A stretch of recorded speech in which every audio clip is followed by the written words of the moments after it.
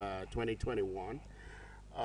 The gentleman we're going to interact with today has been doing this for years now. I think his focus is to bring to the fore several responsibility invested in him and how he can interpret government policies and programs to the people. Today, it is the 2021 media interaction with Honorable Akan Okon, the Honorable Commissioner of Economic Development and Ibom SeaPort. And today's focus is on Ibom SeaPort. But before we do that, we want to tell us that we also have a cream of journalists, senior media practitioners, editors, and publishers of reputable media houses. They're also here. A time will come, we'll give them an opportunity to ask questions and perhaps also get answers. Well, today's focus is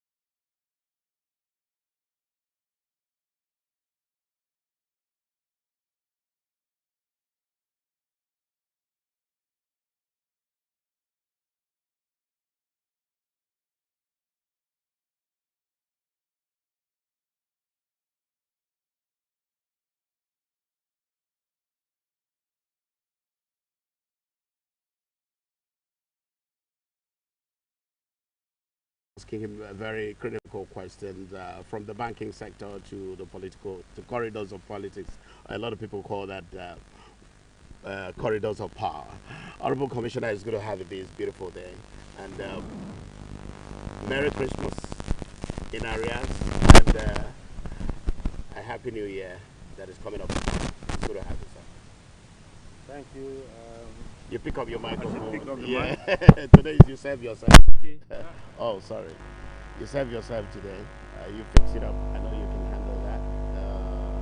Okay, somebody can fix it up for you. Okay, you need to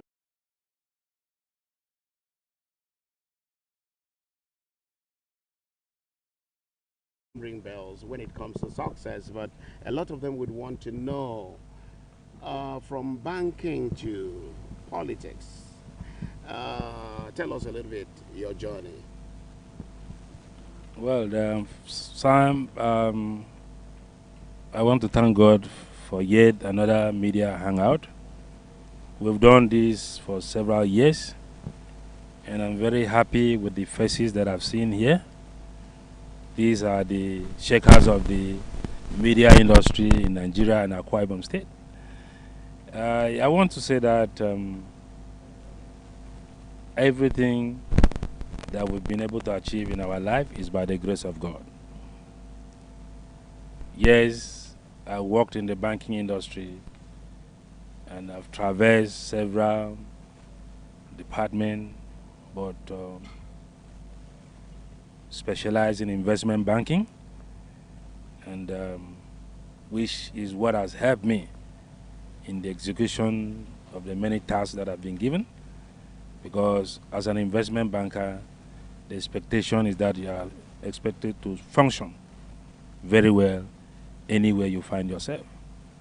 And thank God, because that training has really shaped me and gave me the ability to be able to function and deliver on any task that has been given. It has not been easy, but the private sector is quite different from the public sector.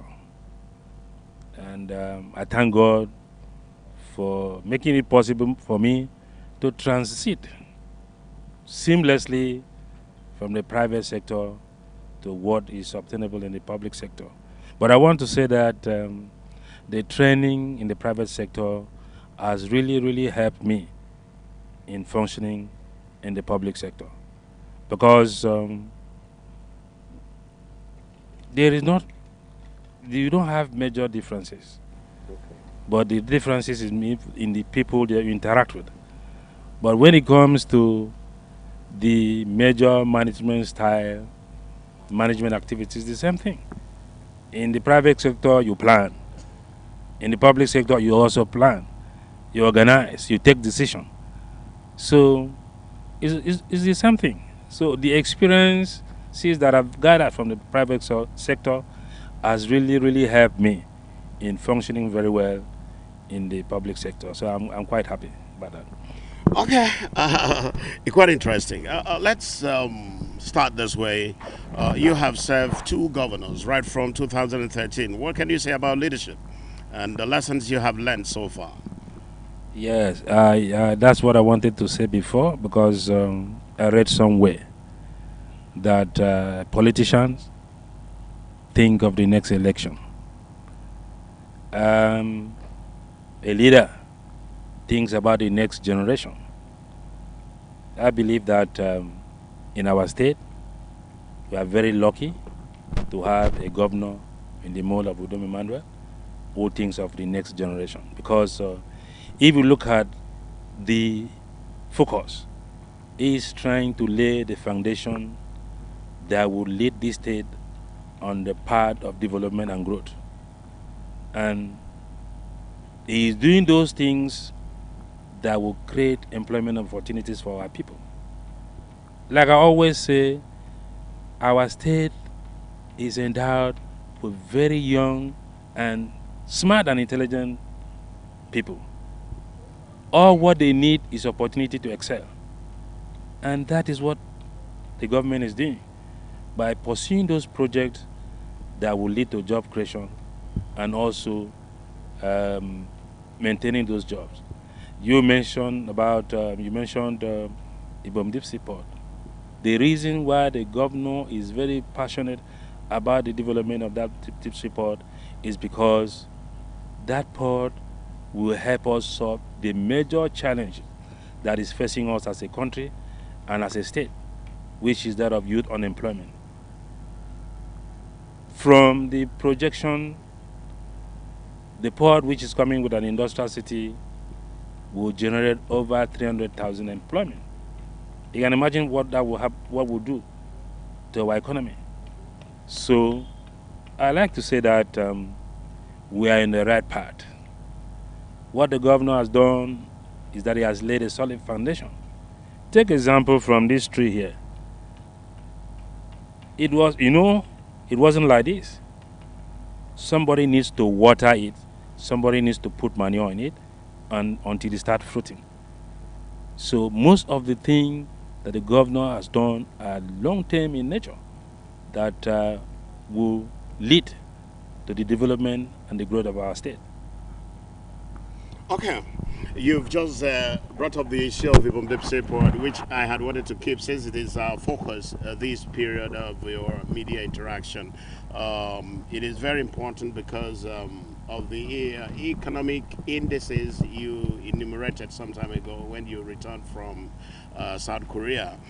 Let's get an update. Recently, you traveled to South Korea for a fact finding. What was the motivation? Well, the trip to South Korea, members of the technical committee and myself we were in the Nigerian delegation to the Maritime Summit and Harbor Development Program, which took place in Seoul, South Korea.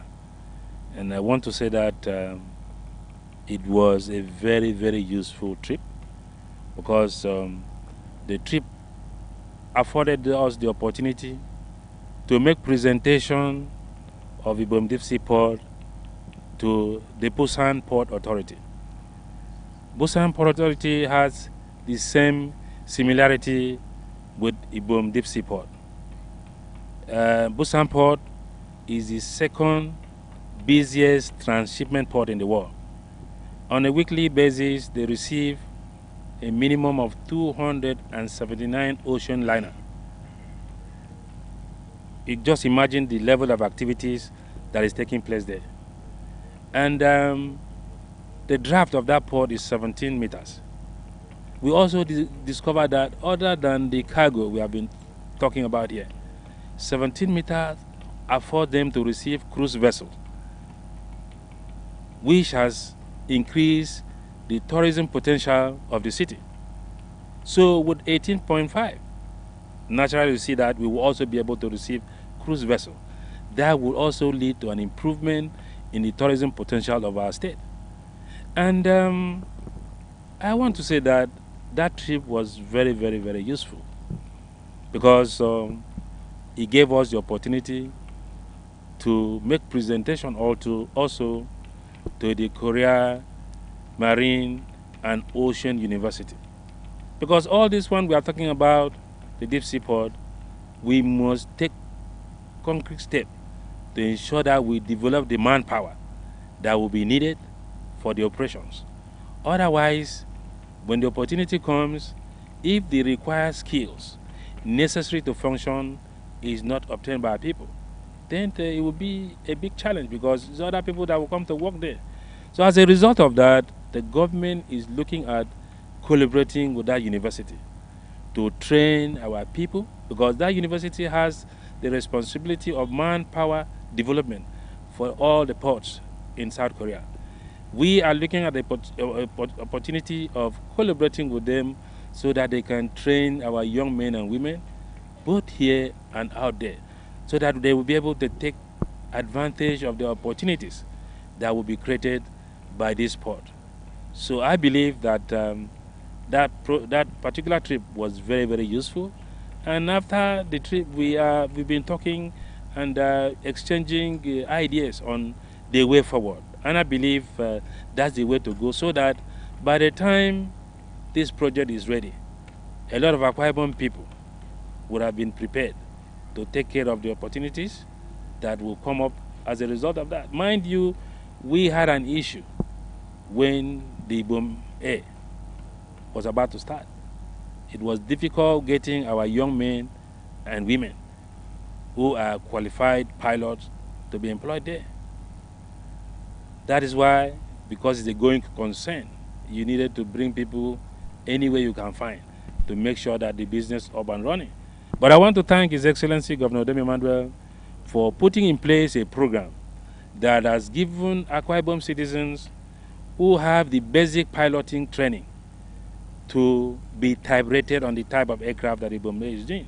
And that has led to an increase in the number of our people who are pilots in the airlines. And I think that's the way to go. Okay, you've just brought in Ibom here.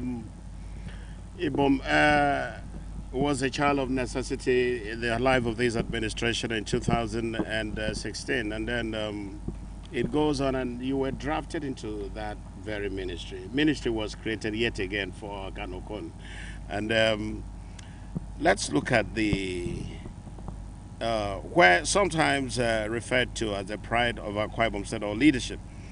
But people are very skeptical about its survival and substantial after Governor Odom. Some measure up with Tinapa in Cross River State, and of course, even recently, the Christmas Carnival, there used to be a boom, economic boom in Cross River State, is no longer there. And then people talk about leadership recruitment process and who takes over.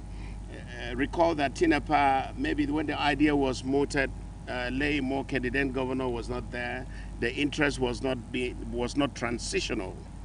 What is the government of Akwa Ibom State doing in order to sustain Ibom Air after Odom Emmanuel? Thank you for that very question. I want you to understand that Governor Odom Emmanuel came from the private sector, and they are laid down processes and procedure in terms of succession, so that the business can continue to grow. I have no doubt that it will bring to bear his experiences in the private sector on issues of succession, so that Ibom A will continue to grow in the direction that it has been planned for. Recently, The airline has ordered for 10 brand new Airbus 220-300 series. That will be used for the expansion program of the route for the aircraft, for the airline. And I like to say that just like you mentioned, Cross River State, there must be ownership mentality. There must be shared vision for projects to be successful. And I'm very certain, as you know, that the governor is someone who knows what to do at any given point in time, that he will take the right decision that will be for the interest of all Akwa Ibom people and for the growth of the airline. Okay, last I had interaction with you, specifically the last year's interaction, you spoke about your responsibility at the airport, the government interest in the MRO, and vis-a-vis the construction of the smart terminal building. But the opposition says nothing is going on there. Can you answer them now? Well, opposition here will always say things that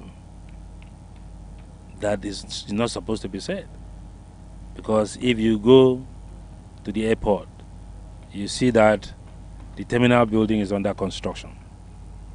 And as you're all aware, the world over the COVID-19 pandemic adversely affected operations of many businesses in the world. And some of the components that were supposed to be used for the fitting of the terminal building, we've had some slight delays because a lot of factories have been shut down. But things have opened up now, and work is ongoing. I have no doubt that that particular terminal will be completed very soon, so that it could be used for the purpose for which it was intended. If you are talking about the MRO, I want to tell you that work is ongoing because a lot of money has been invested by previous administration in that project. And Governor Dominamdo believed that having invested such monies and it has not been completed, that there is need to complete it so that that MRO can begin to earn the income and yield the income that the initial plan of having such facility was conceived. So I want to say opposition will continue to oppose. That is their business. But as a very responsible government led by His Excellency, his focus is on developing the state. There is nothing they did not say about the airline, but today the airline is flying. In fact, that they want that even use it more than other people. So the most important thing is that you shouldn't mind opposition. Or what you should be interested is that government is focused on delivering on the projects that will have serious impact positively in the life of Akwa Ibom people. Okay, if you just join us, I'm playing host. Normally it's a year ritual. I call it yearly ritual. Playing host to Honorable Akan Okon. He's the Commissioner for Economic Development and Ibom SeaPort. We'll be asking him questions, and it's a media chat. So you watching also have the right to put in your question across board. This program, you can see it on our YouTube, on our Facebook page, World Wide Web, and of course, Twitter handle. You can as well watch it on and on. But if you want to call immediately, you're watching, you can call us on 080-3276-7729. Ask him any question you wish to ask, so that at least you be a part of this media briefing by him. Honorable Commissioner, one striking aspect is people are asking the 21 smart story building that was strategically designed to bring in IOCs, perhaps to relocate from Lagos to where they are even milking our oil from. You started it all, and what's the success story now? Have we gotten tenants? Yes, as you're aware, the building was commissioned few weeks ago by the Vice President of Nigeria, and I'm happy to tell you that we have some tenant that very soon they will move into the building, and that building will serve the purpose for which it was intended. A lot of the companies that are involved in the oil industries, they have indicated interest and are working closely with the Minister of Special Duties. I'm sure very soon that you'll begin to see activities in that building. Okay, at the beginning of 2000 and preempting 2001, the state government set up a pro COVID-19 economic recovery team. You are in charge of the economic development of Akwa Ibom State. What have you been able to achieve in terms of economic growth after the pandemic? What I'd like to say is that the COVID-19 pandemic dealt a serious blow to all aspects of our economic life. And that I want to thank the governor for that vision in putting in place a committee to look at what could be done post-COVID-19. And I want to say that committee, chaired by Professor Okon, made very useful recommendations to the government. And some of these recommendations are being implemented. And I want to say that as a state, we have keyed into the NG Scales program, which is a program the federal government working with the World Bank is trying to put in place things that could ameliorate the sufferings of the people as a result of the impact of COVID-19. In terms of documentation, as a state, we have gone very far, and the next couple of weeks that the implementation of that program will commence. But as a government, what the government has done is to ensure that a lot of programs, a lot of activities have been put in place to ensure that the impact of that of the COVID-19 pandemic on our citizens is brought to a manageable level, and that has been happening. And we are very happy that they have not been locked down for a very long time, and businesses are beginning to open. And I believe that over a period of time, when people continue to abide with the protocol that has been put in place and bring this pandemic under control so that our businesses can continue to work in a manner that can stimulate growth in our economy. Okay. Great pen pals. You got to get ready. Very soon we'll open the floor for you to walk up to the microphone, ask the Honorable Commissioner the question of your choice, and then before we get down to the very final closing of this media chat, it's going to be an hour program, and so that we can allow him to go attend to all the business of his. And if I'm going to start from my far left, anybody with question there? Yes, come up here. Yes. You mentioned you stand here and you have to observe the protocol. You mentioned your organization and then fire your question. Okay. My name is Mrs. Sayoyinka Jegede, and I write for the Guardian newspaper correspondent. Ahead of 2023 election, what type of leaders do you think we should vote for in this country? How can we get it right? Especially you said once that selection process has really been a problem. This time around, how can we get it right? Both in the country in general and in Akwa Ibom State, considering the sustainability of the good works you've mentioned so far of His Excellency. Thank you very much. My second question is concerning vote buying and vote selling. What's your view on that? And my third question is concerning do or die politicians. What are your, suggestion and your advice to them this time around. Thank you very much. Okay.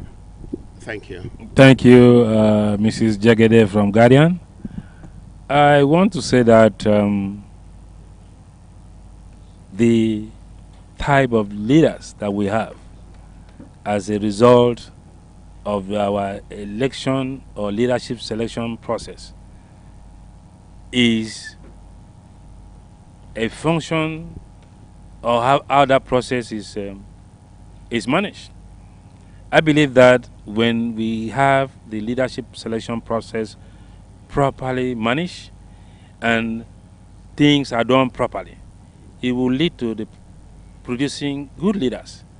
But if the process is not well handled, at the end of the day, we will produce leaders, because you see, in a production line, if everything is not properly done, you produce a defective product.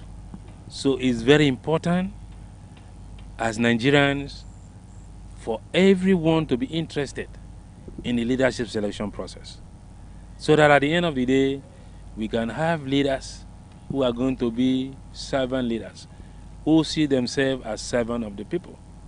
I was reading somewhere that in the developed world, if someone is elected as a senator or House of Representative in the U.S., every citizen of his community has a right to see him whenever I want to see him. And that is because the process involves the people.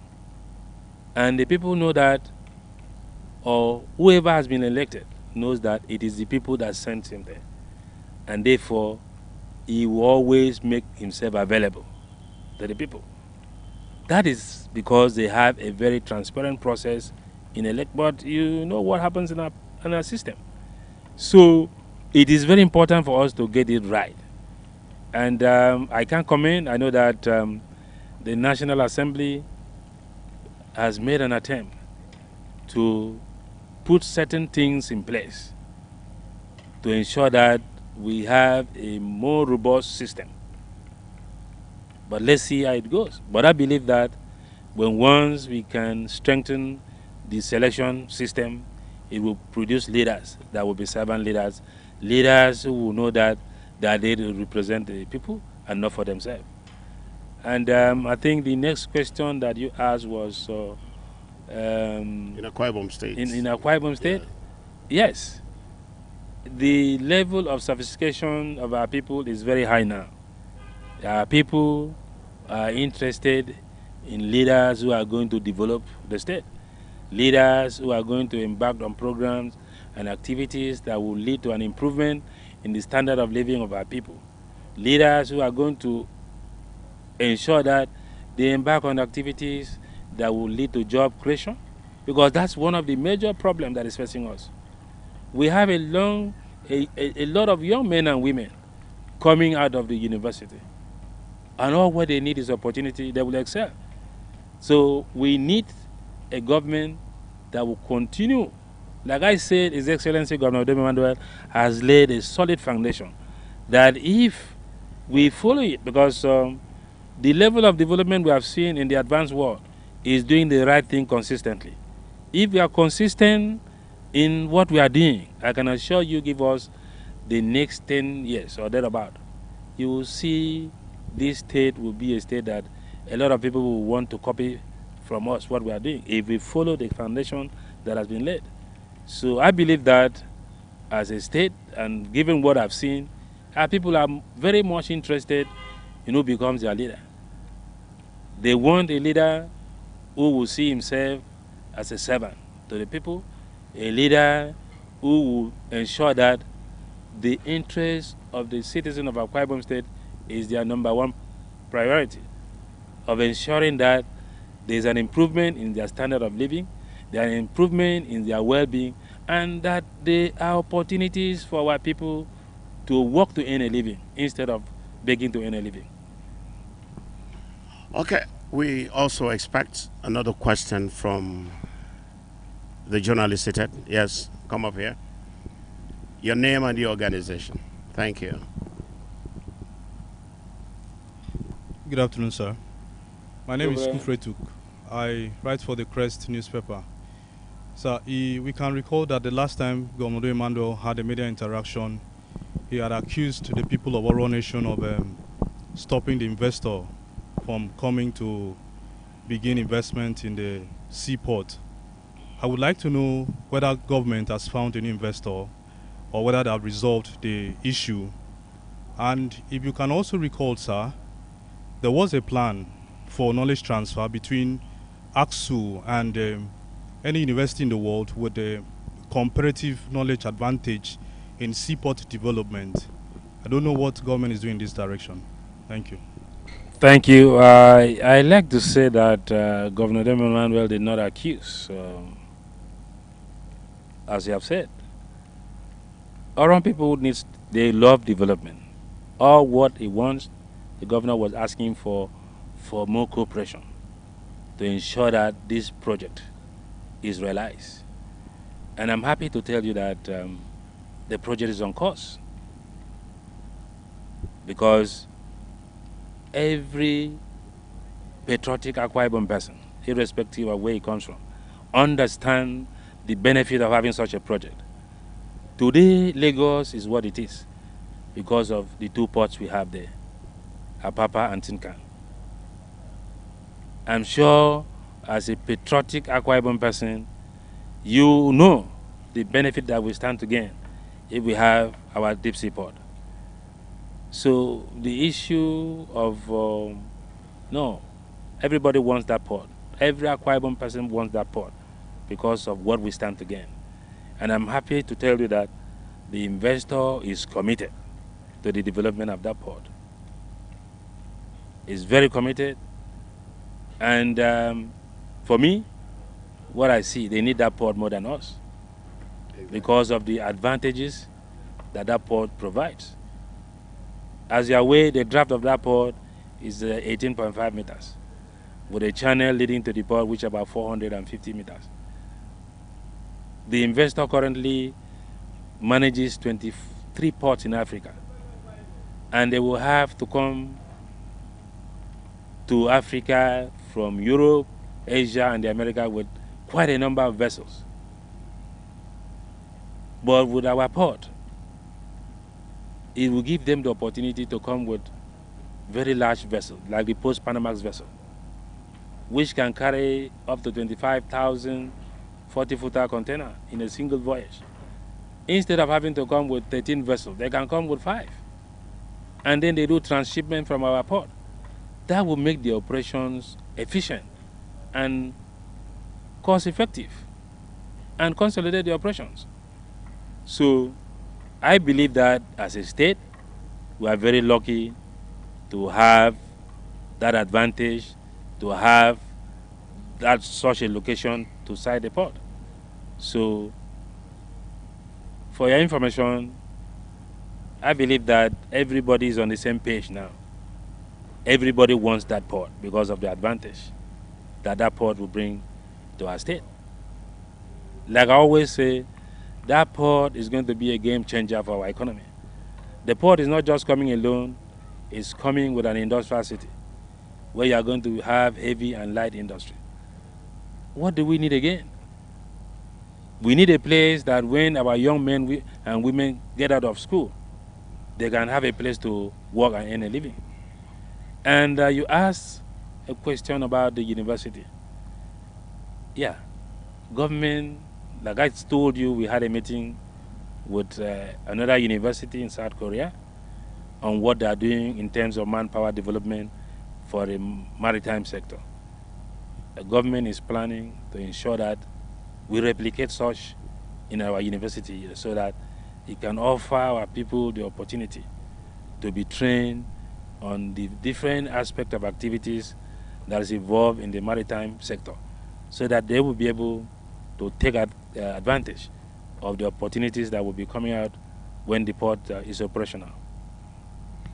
Okay. I hope he has been able to answer your question. Thank you. Most times, if he gets it right, why not give him a round of applause?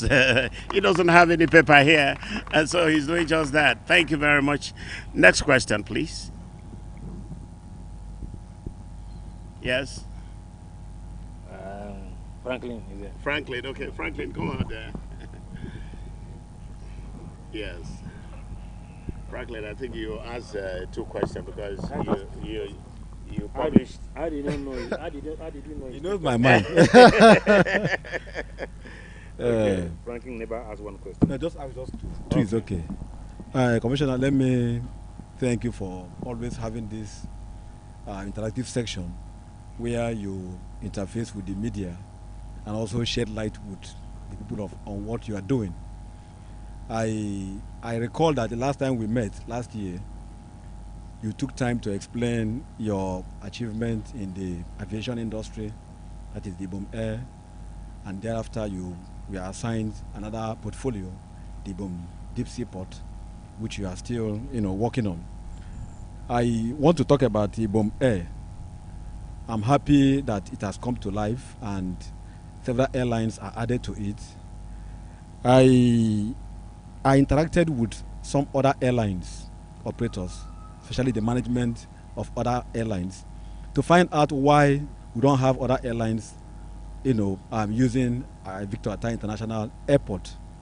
Why did I go into that extent? Because I noticed that the cost of the flight, Ibom Air, from Uyo to Lagos, from Uyo to Abuja, is very expensive.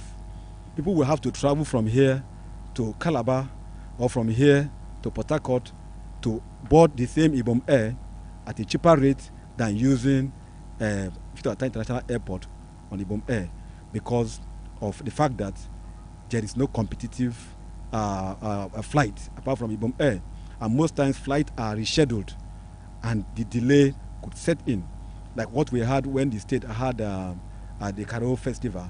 My friends were to come in from Lagos and Abuja, they could not come.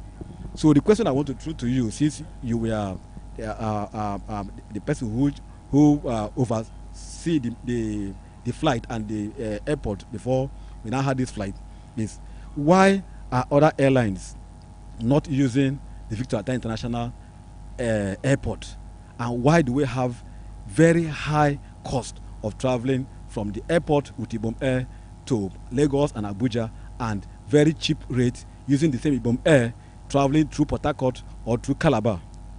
The second question I want to throw to you is, you are from Itu. I noticed that you have been so dogged with this automobile assembling plant in Ikorukap in your local government area Itu, which the government through direct investment attracted. This is one of the projects that the governor, after he sworn in, he left to go and lay foundation in 2015. I have been monitoring the project. I've been going there severally to see what is happening. Recently, the governor said that before May next year, that the plant will be inaugurated. I still have doubt, and I want to ask you now, what is actually happening? I'm aware that about 22 Akwa Ibom indigenes were to be sent to Israel to go and understudy and be trained on how to be able to couple vehicles and to also assemble them. And then when they come back to Nigeria, they become the pioneer staff of the car assembling plant. As we speak, that arrangement has not been done. As we speak, the plant is still under, call it 60% completion. I keep going there. What you see is the warehouse, the equipment are not there.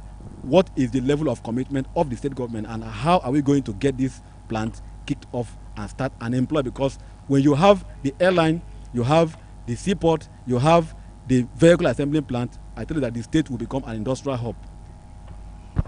I will start from the last question.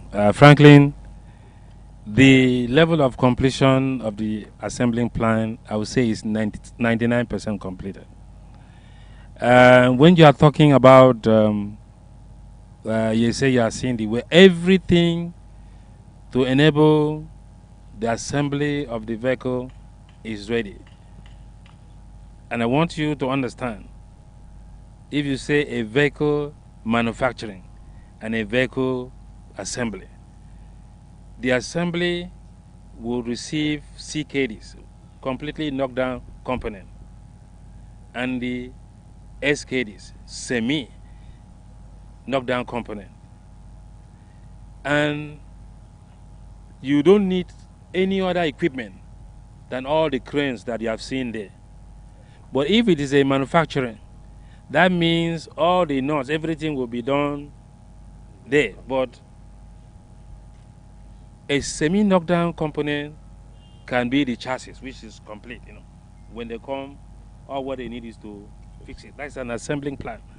So the plan is 99% completed. All what we are waiting for is for the CKDs and the SKDs to come from Israel. Yes, there's arrangement to send Akwa Ibom citizens to understudy. But I'm sure recently you are aware that there was a complete lockdown in Israel as a result of the surge in the COVID-19. You are journalists. If I'm saying the wrong thing, correct me.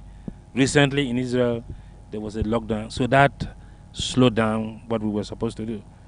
But now that things are picking up, I'm very certain in the next couple of weeks that that will happen. And I'm here to tell you that Governor Domi Manuel is very passionate about getting that project up and running. And he has done what is expected to be done so that the CKDs can come in and our people can go in there for training. So that is it. And a lot of work has been done in that plant. The idea that 60% is not correct. It's 99% has been done, because I'm sure what you were expecting is to see a lot of robots, that is in a manufacturing, but for an assembling plant, half of the job has been done in Israel, and what is just coming here are components that just be assembled so that it becomes a vehicle. And then on the issue of Ibom, I want to say that when you are talking about the cost of the flight, that Ibom Air's flight is cheaper than what you obtain elsewhere in the world. Mind you, the same place that other people go to do their sea checks, their maintenance, that is the same place Ibom Air goes. The same aviation fuel, the quantity that it burns, because there is no way, even in Canada or in the US, that you can have a 1-hour flight for less than $200 on economy. How much is Ibom Air? 50,000, abi? It's not even up to $100. But the same maintenance cost, the same the CROJ that the Ibom Air is using, which is manufactured in Montreal, Canada. When you are going for maintenance, it is the same MRO that going to take, the charge is the same. And when you bring it here, they even charging less than what is being charged there. So I don't want to look at even the age of the aircraft. These are aircraft that 4 years, 9 years, and you can't compare that to a plane that is 23 years or 33 years. So I believe, because if we are doing the right thing, let's do it right. The airline is a business concern. You've not seen the governor sending people there to go and fly without paying. Everybody who is ready to buy, go there, check their website, and then they buy. But I think if you are talking about other airlines coming, if the other airlines were providing services, if you said that Ibom Air is expensive, this is the time they should have come. But I believe that Akwa Ibom person or any traveler who wants to go to Lagos and he has a meeting by 2 p.m. can go with Ibom. If Ibom says it's 9 o'clock in the morning, by 9 o'clock he's leaving. And he will be in Lagos on time for you to attend your meeting. But some people will not look at it. You go and buy a ticket for an airline that is maybe 20% lower than what Ibom is offering, and you have a meeting. You don't arrive for that meeting on time, and you miss the meeting. The meeting is scheduled for another day. You have to pay hotel accommodation and sleep. At the end of the day, you pay more. So these are the issues that we should look at. Not that the ticket are not expensive. When you live here, go in and look at what is the average. How much would you pay for a 1-hour flight in the US? How much do you pay for a 1-hour flight in Canada using the same equipment? And bearing in mind that when it is time for maintenance of the aircraft, the same place that Ibom Air will be maintained is the same place the other airlines are using. So I believe that Ibom Air is offering good services, and that is why it has become the airline of first choice for any traveler in Nigeria.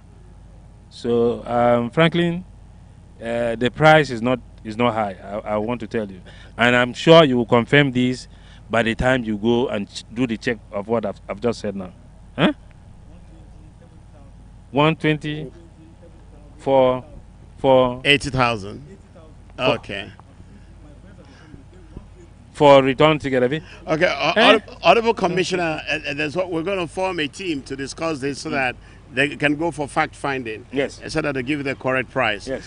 But because of time and the rain, Honorable Commissioner, we've never had rain on the 31st. Well, but be that as it may, as a climate servant change leader, I will not leave you until you talk a little bit of politics.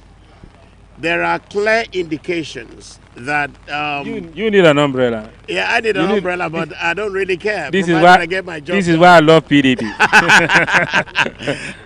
This rain came at the right time. Let's talk a little bit of politics, Honorable Commissioner. You are one of those expected to, contesting for the office of the governor, even though you've not made it public. Do you want to tell us a little bit about that? Are you the favored aspirant? I would like you to leave that there's a time for everything. We are now working to see how we can get the completion agenda properly implemented. So you leave that at the appropriate time, comment and decision will be taken on that. Okay, Honorable Commissioner, as usual, your New Year message to the people watching you. 2022 is around the corner.